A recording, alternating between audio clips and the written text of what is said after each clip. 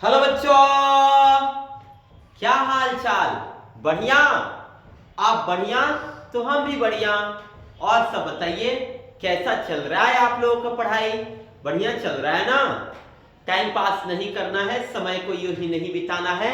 समय को देखते हुए समय के अनुसार पढ़ाई पर मन लगाकर फोकस करना है।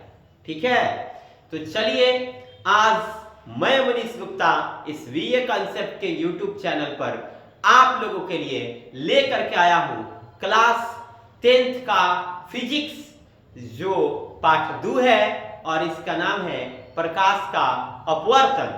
तो अगर आप लोग तैयार हैं तो चलिए इस वीडियो में मैं कराने वाला हूं पाठ 2 का जितना भी मोस्ट वीवीआई क्वेश्चन आंसर है और आपके एग्जाम के व्यू से काफी इंपॉर्टेंट है।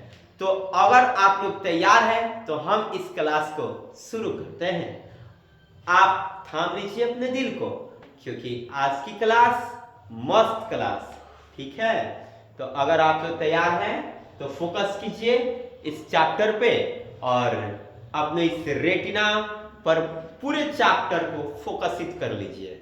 ठीक है, तो चलिए हम शुरू करते एक नए अंदाज में, नए तरीके से इस वीए कॉन्सेप्ट के यूट्यूब चैनल पर।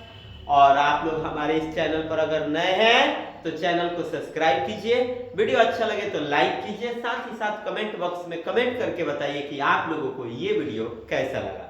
ठीक है, तो चलिए, और शेयर करना नहीं भूलना है।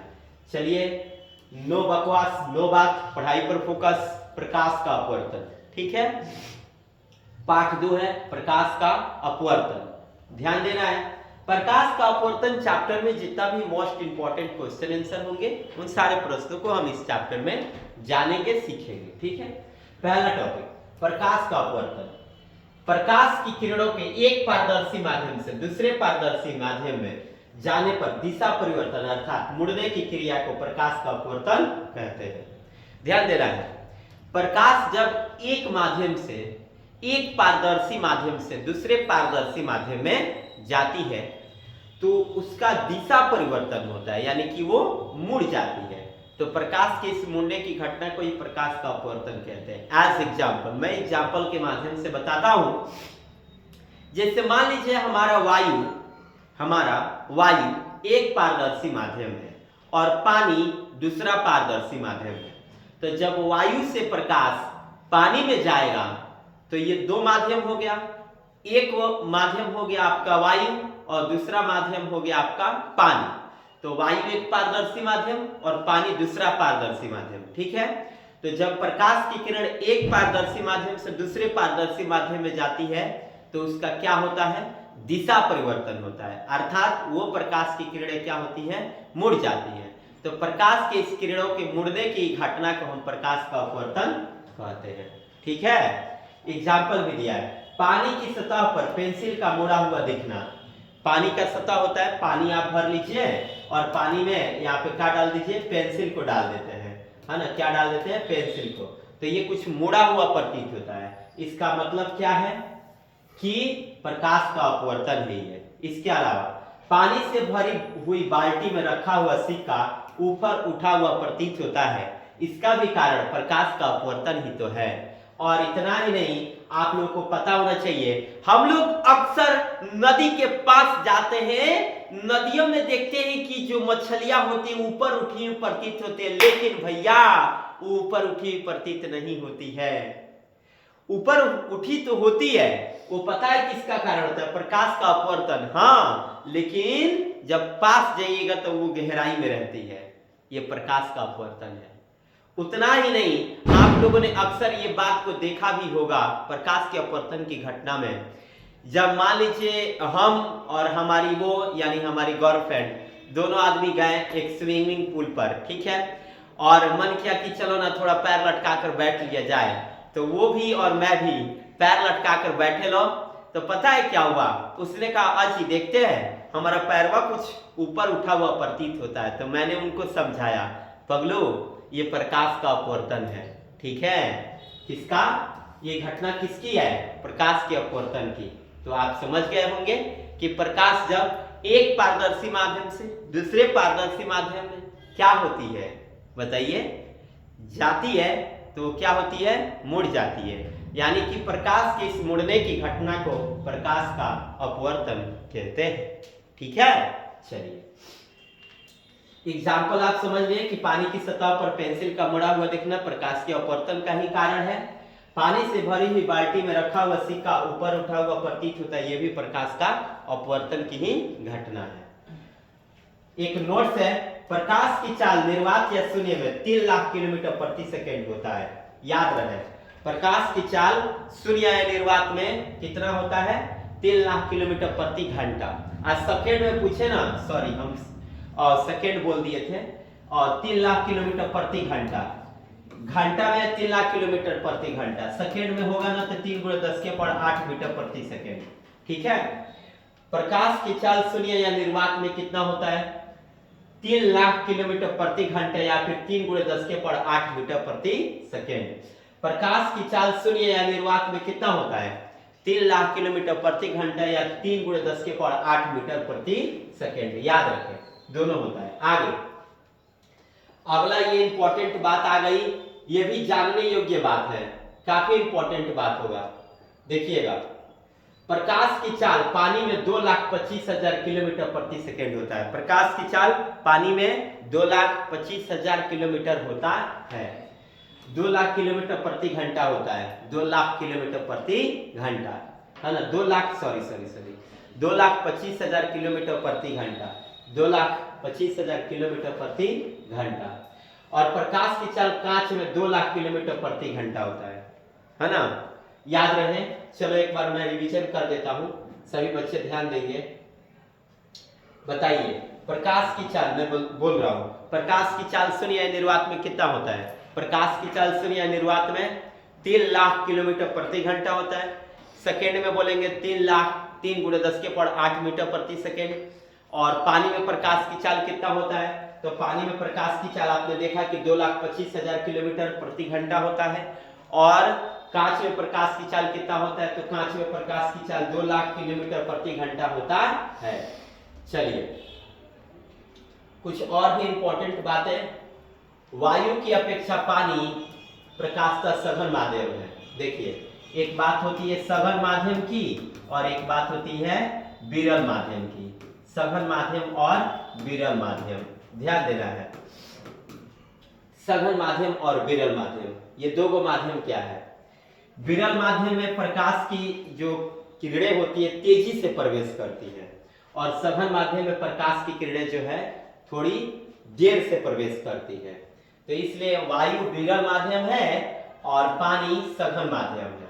पानी की अपेक्षा कांच सघन माध्यम है, यानी इसमें विरल माध्यम कौन हो गया, पानी, और सघन माध्यम कांच। कांच की अपेक्षा पानी विरल माध्यम है। देखो आगे आगे गया, तो कांच की अपेक्षा पानी कौन माध्यम है, विरल माध्यम।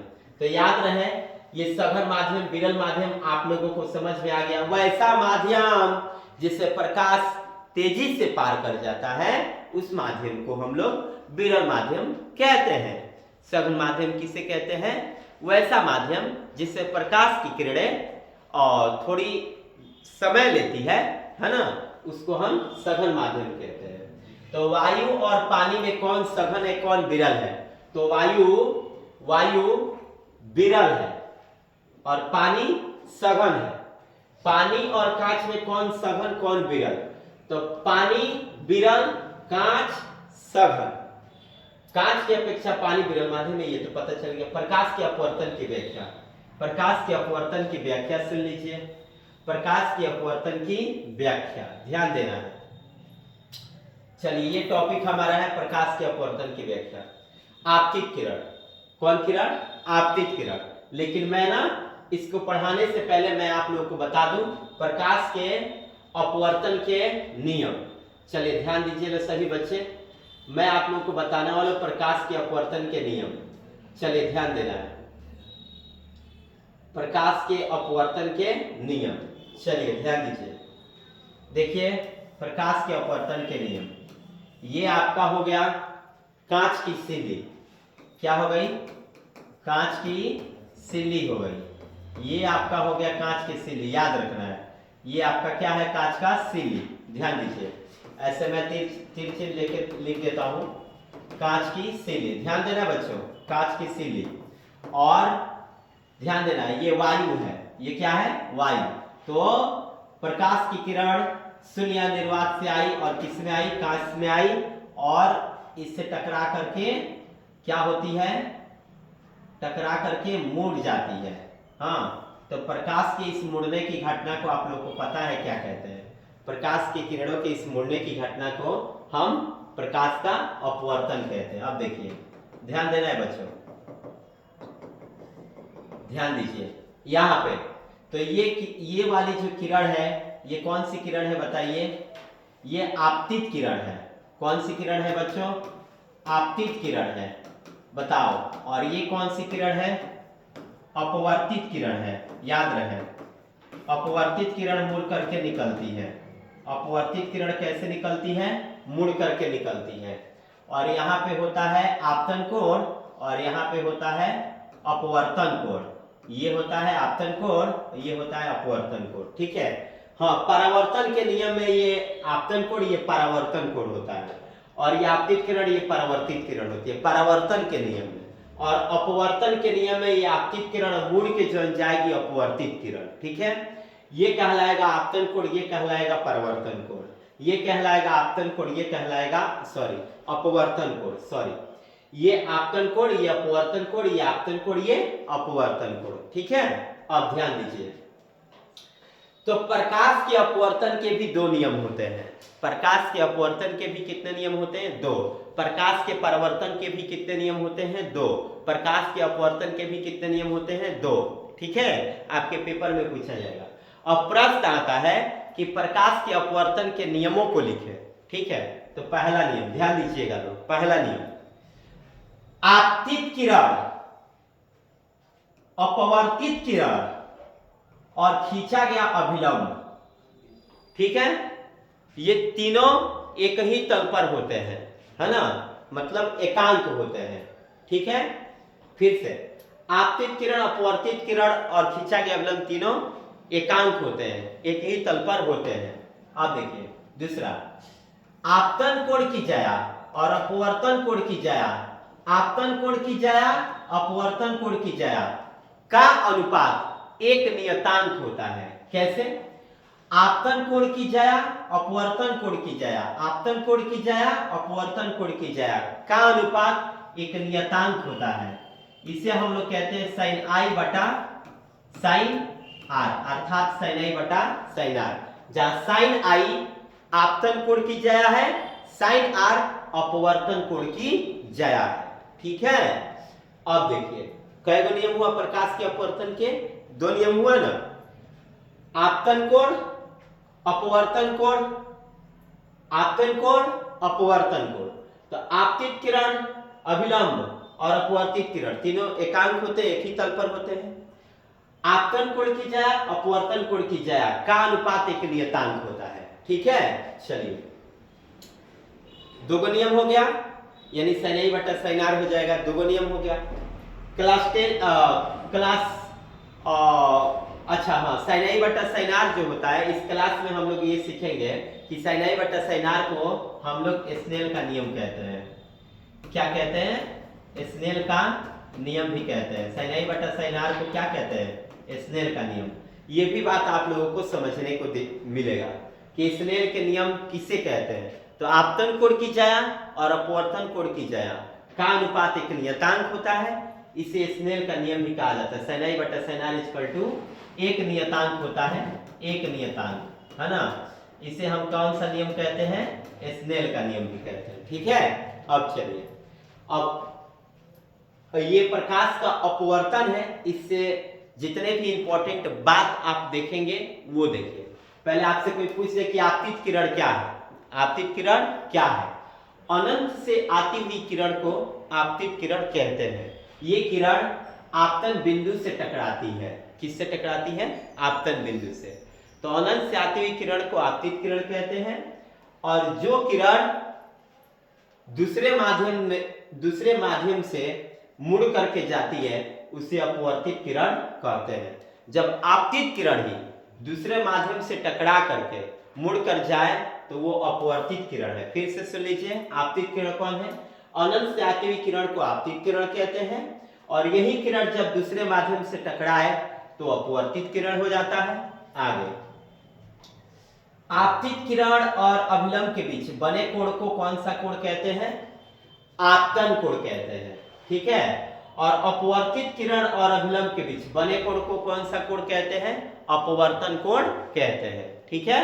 फिर से समझिएगा, आपतित किरण किसे कहते हैं पता चल गया आपको? अनंत से आती हुई किरण को आपतित किरण कहते हैं, और यही किरण जब दूसरे माध्यम में टकरा करके लौटती है तो अपवर्तित किरण कहलाती है।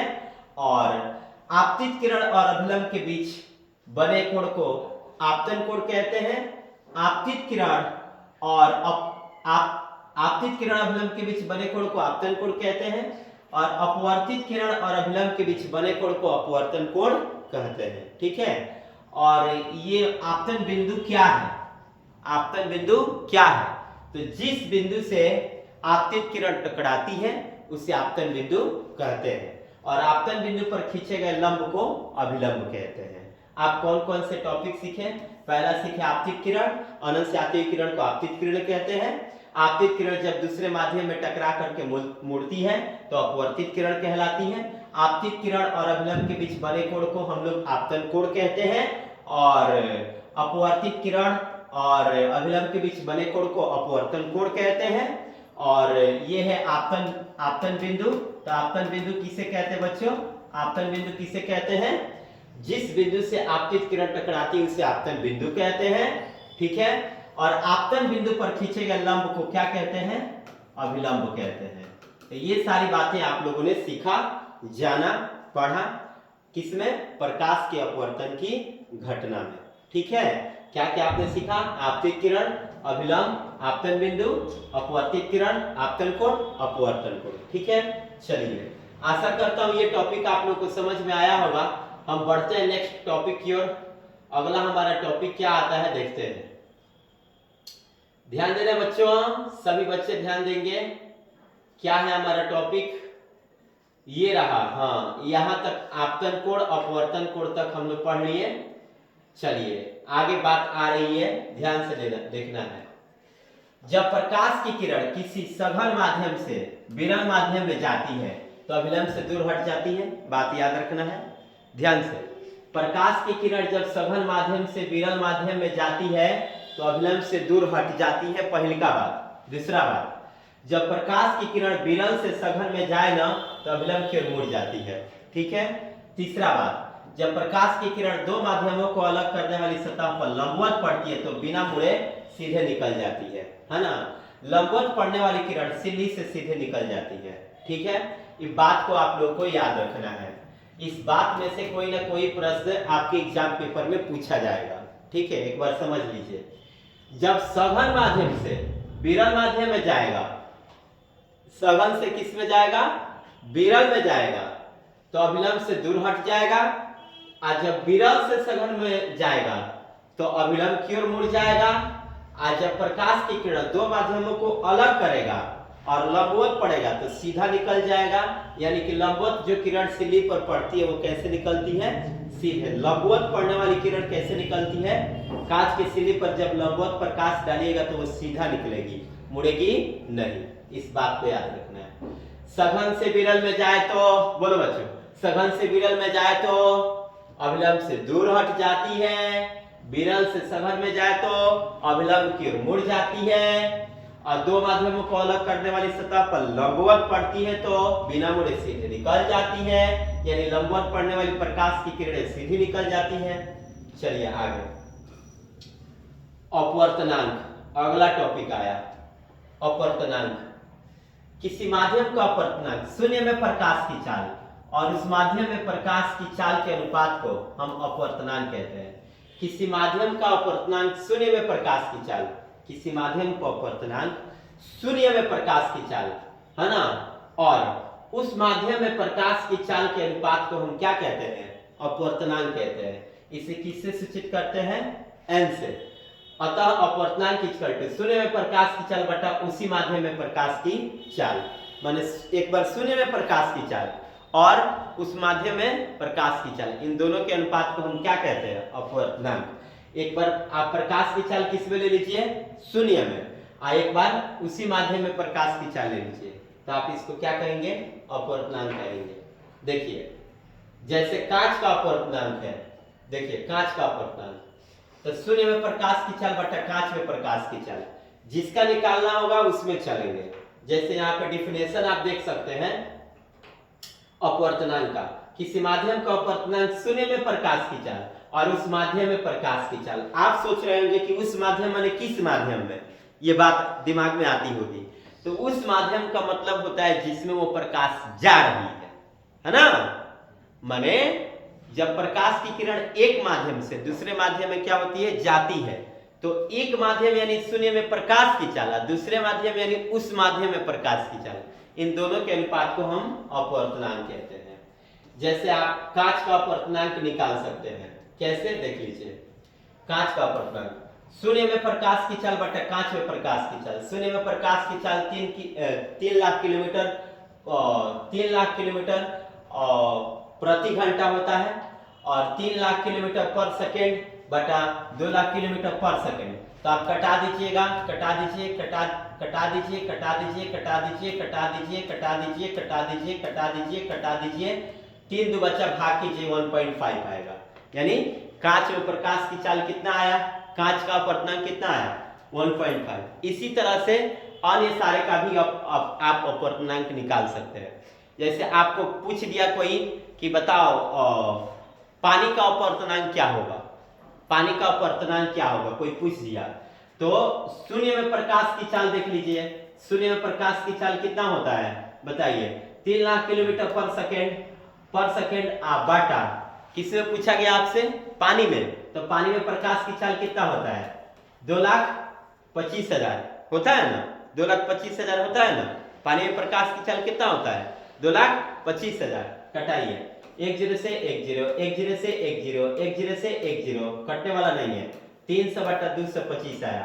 भाग करने पर जो भी आएगा वो किसका मान हो जाएगा बताइए, पानी का अपवर्तनांक निकल जाएगा। ठीक है, तो इस तरह से अपवर्तनांक निकाला जाता है। कैसे, शून्य में प्रकाश की चाल और उस माध्यम में प्रकाश की चाल। उस माध्यम माने किस माध्यम में, उस माध्यम का मतलब हुआ जिस माध्यम में प्रकाश प्रवेश कर रही है उस माध्यम में। ठीक है, आगे चलिए। निरपेक्ष अपवर्तनांक, कौन अपवर्तनांक, निरपेक्ष अपवर्तनांक। किसी माध्यम का निर्वात के अपेक्षा अपवर्तनांक को उस माध्यम का निरपेक्ष अपवर्तनांक कहते हैं। किसी माध्यम का निर्वात की अपेक्षा, माने निर्वात को हटा दीजिए, निर्वात को क्या कीजिए, हटा दीजिए। किसी माध्यम का निर्वात की अपेक्षा अपवर्तनांक को उस माध्यम का निरपेक्ष अपवर्तनांक कहते हैं। माने निर्वात की अपेक्षा, निर्वात के अपेक्षा, किसी माध्यम का निर्वात की अपेक्षा अपवर्तनांक को हम क्या कहते हैं, निरपेक्ष अपवर्तनांक। यानी कि निर्वात में आप प्रकाश की चाल को मत लीजिए, हाँ, दूसरे माध्यम में लीजिए। आपेक्षिक अपवर्तनांक क्या है, दो माध्यमों के निरपेक्ष अपवर्तनांक के अनुपात को आपेक्षिक अपवर्तनांक कहते हैं। दो माध्यमों के निरपेक्ष अपवर्तनांकों के अनुपात को आपेक्षिक अपवर्तनांक कहते हैं। निरपेक्ष अपवर्तनांक में निर्वात की अपेक्षा अपवर्तनांक को, निर्वात की अपेक्षा अपवर्तनांक को निरपेक्ष अपवर्तनांक और दो माध्यमों के निरपेक्ष अपवर्तनांक के अनुपात को आपेक्षिक अपवर्तनांक कहते हैं। माध्यम 1 का माध्यम 2 के सापेक्ष अपवर्तनांक, यानी माध्यम 2 में प्रकाश की चाल बटा माध्यम 1 में प्रकाश की चाल, है ना। इसमें निर्वात नहीं आना चाहिए, ये बात याद रखना है। ठीक है, माध्यम 1 का माध्यम 2 के सापेक्ष अपवर्तनांक, तो फॉर्मूला होता है जिसके सापेक्ष चलेंगे उसको पहले, जो बाद में होगा वो नीचे रहेगा, है ना। यानी माध्यम 2 में प्रकाश की चाल बटा माध्यम 1 में प्रकाश की चाल। एज एग्जाम्पल देख सकते हैं आप लोग, जैसे कांच से पानी में प्रकाश की चाल, तो इस यहाँ पे निर्वात की बात नहीं ना आया, निर्वात की बात नहीं आया, तो कांच से पानी में, है ना, कांच से एक पानी हो गया, एक क्या हो गया, कांच हो गया। तो ऊपर से आप कांच से टच मारो तो किस में आएगा, पानी में आएगा। तो दो माध्यम हो गया, दो माध्यम हुआ ना, तो माध्यम 1 और माध्यम 2, तो माध्यम 1 के सापेक्ष माध्यम 2 का अपवर्तनांक तो माध्यम 2 में प्रकाश की चाल बटा माध्यम 1 में प्रकाश की चाल, इसी को हम लोग क्या कहते हैं, आपेक्षिक अपवर्तनांक। चलिए आगे देखिए, प्रिज्म। प्रिज्म क्या है? प्रिज्म किसी कोण पर झुके दो समतल पृष्ठों के बीच घिरे किसी पारदर्शक माध्यम को क्या कहते हैं? प्रिज्म कहते हैं। प्रिज्म देखिए, ये प्रिज्म है, ये प्रिज्म है ना। किसी कोण पर झुके, किसी कोण पर झुके दो समतल पृष्ठों के बीच घिरे किसी पारदर्शक माध्यम को हम लोग क्या कहते हैं? प्रिज्म कहते हैं। किसी कोण पर झुके दो समतल पृष्ठों के बीच घिरे किसी पारदर्शक माध्यम को क्या कहते हैं? प्रिज्म कहते हैं। किसी कोण पर झुके, किसी कोण पर झुके, किसी कोण पर झुके, किसी कोण पर झुके, चाहे किसी कोण पर झुके दो समतल पृष्ठों के बीच घिरे किसी पारदर्शक माध्यम को प्रिज्म कहते हैं। पलानी आप लोग देखे होंगे, पलानी। पलानी में क्या होता है ना, पलानी में कि एक भाग इधर से एक भाग इधर से और ऊपर से ना ऐसे कुछ टाटी के समान भाग होता है, ऐसे, है ना, ऐसा भाग कुछ होता है, आप लोग देखे होंगे, ऐसा भाग होता है ना। अब इधर से भी एक भाग घिरा रहता है, उधर से भी, तो सेम उस कुटिया यानी राम मड़ैया के समान ही प्रिज्म होता है, याद रहे, है ना। तो प्रिज्म क्या है? किसी कोण पर झुके दो समतल पृष्ठों के बीच घिरे किसी पारदर्शक माध्यम को क्या कहते हैं? प्रिज्म कहते हैं। प्रिज्म में 5 सतह 12 किनारे होते हैं। प्रिज्म में कितने सतह होते हैं बताइए? प्रिज्म में कितने सतह होते हैं? 5 सतह होते हैं। आप लोग ना एक काम करो, जैसे पलानी के सतह को आप लोग देख लो, पलानी के सतह को, उसमें कितने सतह होते हैं? प्रिज्म में 5 सतह और कौ किनारे होते हैं? 12 गो किनारा होता है।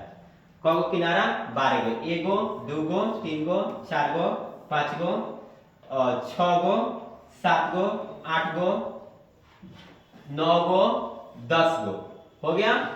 अब इसको खड़ा कीजिएगा तो 2 गो, इसको ना इधर कर खींचिएगा तो इसके बीच से एक और भाग निकलेगा, 2 भाग निकलेगा, वो 12 भाग होंगे, है ना। किसी प्रिज्म से, प्रिज्म की आकृति देख लीजिए, यहाँ पे प्रिज्म की आकृति हो गई है। तो एक प्रिज्म से, एक प्रिज्म में कौ किनारा होता है? 12 किनारे होते हैं। एक प्रिज्म में कितने किनारे होते हैं? 12 किनारे होते हैं। हाँ, 12 किनारे होते हैं। और कितने सतह होते हैं? इस पे 5 सतह होते हैं।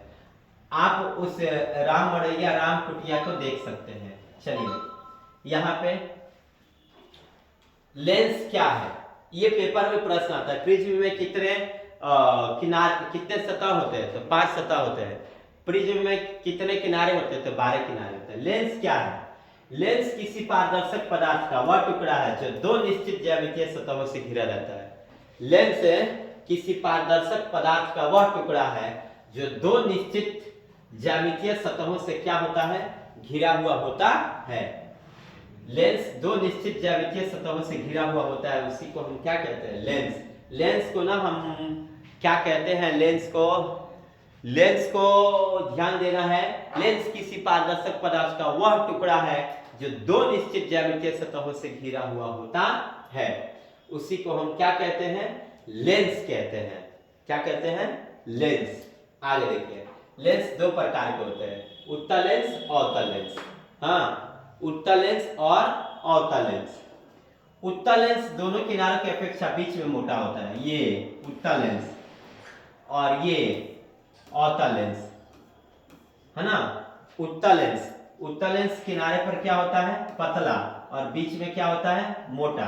अवतल लेंस क्या होता है? बीच में पतला और किनारे पर मोटा, है ना। उत्तल लेंस दोनों किनारों की अपेक्षा बीच में क्या होता है? मोटा। उत्तल लेंस दोनों किनारों की अपेक्षा बीच में मोटा। अवतल लेंस दोनों किनारों पर मोटा, बीच में पतला होता है, याद रहे।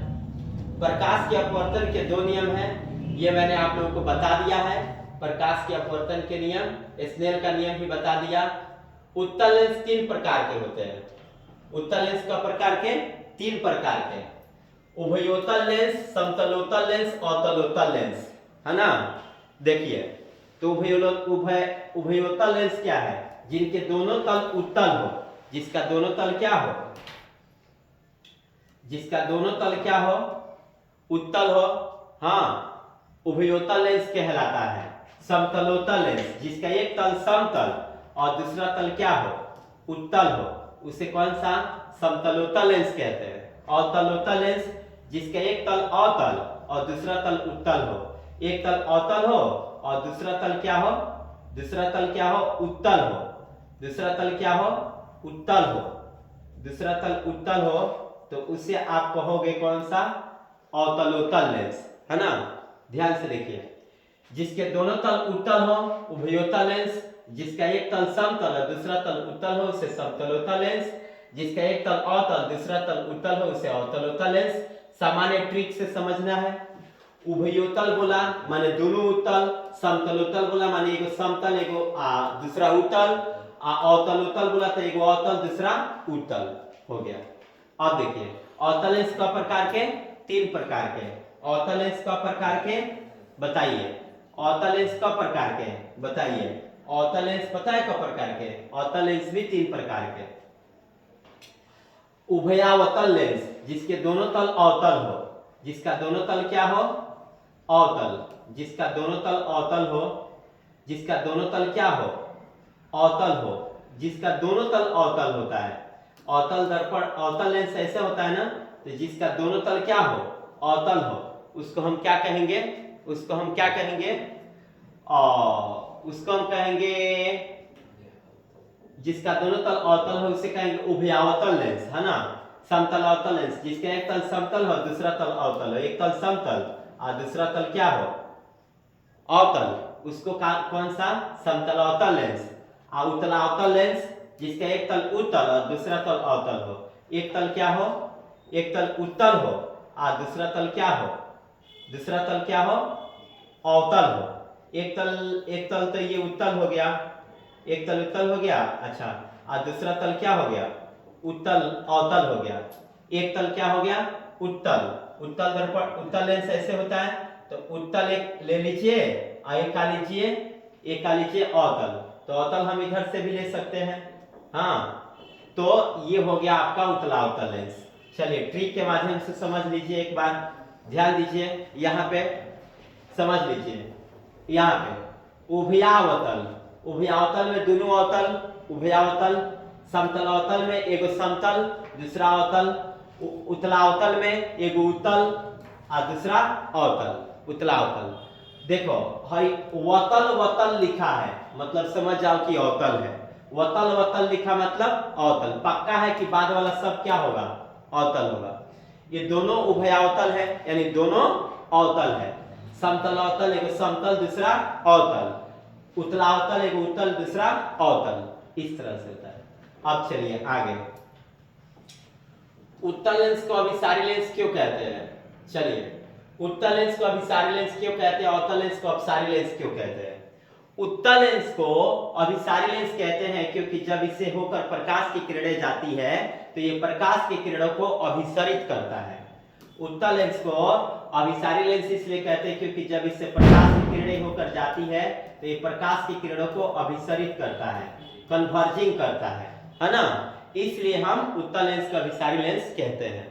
उत्तल लेंस को अभिसारी लेंस इसलिए कहते हैं क्योंकि जब इस लेंस से प्रकाश की किरणें होकर जाती है तो ये प्रकाश की किरणों को कन्वर्जिंग करता है, यानी एक बिंदु पर एकत्रित करता है, इसलिए उत्तल लेंस को अभिसारी लेंस कहते हैं। अवतल लेंस को अपसारी लेंस क्यों कहते हैं, अवतल लेंस को अपसारी लेंस इसलिए कहते हैं क्योंकि जब इससे प्रकाश की किरणें जाती है तो ये डाइवर्जिंग करता है, आज कुछ इस प्रकार डाइवर्जिंग करता है। जब इस लेंस से प्रकाश की किरणें होकर जाती है तो प्रकाश की किरणों को कन्वर्जिंग नहीं क्या करता है, डाइवर्जिंग करता है, इसलिए अवतल लेंस को अपसारी लेंस कहते हैं। याद रहे। उत्तल लेंस को अभिसारी लेंस क्यों कहते हैं, मोस्ट इंपॉर्टेंट क्वेश्चन है। उत्तल लेंस को अभिसारी लेंस इसलिए कहते हैं क्योंकि जब इस लेंस से प्रकाश की किरणें होकर जाती है तो ये प्रकाश की किरणों को अभिसरित करता है, यानी कन्वर्जिंग करता है, इसीलिए उत्तल लेंस को अभिसारी लेंस कहते हैं। अवतल लेंस को अपसारी लेंस क्यों कहते हैं, अवतल लेंस को अपसारी लेंस इसलिए कहते हैं क्योंकि जब इस लेंस से प्रकाश के किरणों का समूह जाता है तो प्रकाश के किरणों के समूह को ये डाइवर्जिंग करता है, यानी कि अपसरित कर देता है, इसलिए अवतल लेंस को अपसारी लेंस कहते हैं। चलिए, उत्तल लेंस की फोकस दूरी धनात्मक होती है, अवतल लेंस की फोकस दूरी ऋणात्मक होती है। उत्तल लेंस की फोकस दूरी धनात्मक, अवतल लेंस की फोकस दूरी ऋणात्मक। उत्तल लेंस की फोकस दूरी धनात्मक, अवतल लेंस की फोकस दूरी ऋणात्मक। लेंस की क्षमता, power of lens, power of lens, तो किसी लेंस की क्षमता उसके फोकस दूरी के व्युत्क्रम में मापी जाती है। यानी लेंस की क्षमता का ऐसा मात्रक डायप्टर होता है, इसे डी से सूचित किया जाता है। देखिए, फोकस के व्युत्क्रम को, फोकस दूरी के व्युत्क्रम को लेंस की क्षमता कहते हैं, फोकस दूरी के व्युत्क्रम को लेंस की क्षमता कहते हैं, यानी P बराबर 1/f। ध्यान से, फोकस दूरी के व्युत्क्रम को, व्युत्क्रम या एक बट्टा जिसमें लग गया, समझ जाओ मेरे भाई, व्युत्क्रम है, ठीक है। तो फोकस के व्युत्क्रम को लेंस की क्षमता कहते हैं, इसे P से सूचित किया था, P = 1/f। और इसका SI मात्रक डायप्टर होता है, या फिर इसका SI मात्रक प्रति मीटर भी होता है ना, m⁻⁻1 या प्रति मीटर भी होता है, ये भी याद रखना है। इसे D से सूचित किया जाता है। एक डायप्टर उस लेंस की क्षमता है जिसकी फोकस दूरी 1 मीटर होती है। एक डायप्टर उस लेंस की क्षमता है जिसकी फोकस दूरी कितनी होती है? 1 मीटर। जिसकी फोकस दूरी 1 मीटर होती है वो एक डायप्टर लेंस कहलाता है। लेंस की क्षमता चिन्ह वही होती है जो चिन्ह उसकी फोकस दूरी क्या था। उत्तल लेंस की क्षमता धनात्मक, अवतल लेंस की क्षमता ऋणात्मक होती है। उत्तल लेंस की क्षमता क्या होता है? What is power of concave lens? What is power of concave lens? Power of concave lens is positive, and what is power of what is power of concave lens? Negative. What is power of convex lens? Positive. Okay. Convex lens means उत्तल lens. Concave lens means अवतल lens. The power of यानी कि अवतल lens की क्षमता क्या होता है? अवतल लेंस की क्षमता निगेटिव होता है और उत्तल लेंस की क्षमता पॉजिटिव होता है। तो इस तरह से ये टॉपिक यहीं पे संपन्न होता है। पाठ खत्म मेरे बच्चों, बात खत्म। इस तरह से प्रकाश का अपवर्तन चैप्टर खत्म होता है। तो फिर से मिलते हैं इसी अंदाज में, इसी तरीके से नेक्स्ट वीडियो में। वीडियो अच्छा लगा हो तो लाइक कीजिए, कमेंट करके बताइए कि आप लोगों को ये वीडियो कैसा लगा, और साथ ही साथ अपने दोस्तों में ज्यादा से ज्यादा मात्रा में शेयर कीजिए। अगला चैप्टर रंग बिरंगी दुनिया, मानव नेत्र और रंग बिरंगी दुनिया। करें इंतजार, क्योंकि आने वाला है मनीष गुप्ता के नाम से रंग बिरंगी दुनिया और मानव नेत्र। मानव नेत्र और रंग बिरंगी दुनिया का एक बहुत ही तगड़ा क्लास इस VA concept king YouTube channel पर आने वाला है। तब तक के लिए आज के लिए इतना ही काफी। हंसते रहिए, मुस्कुराते रहिए, मन लगा के पढ़ाई करते रहिए। जय हिंद, जय भारत।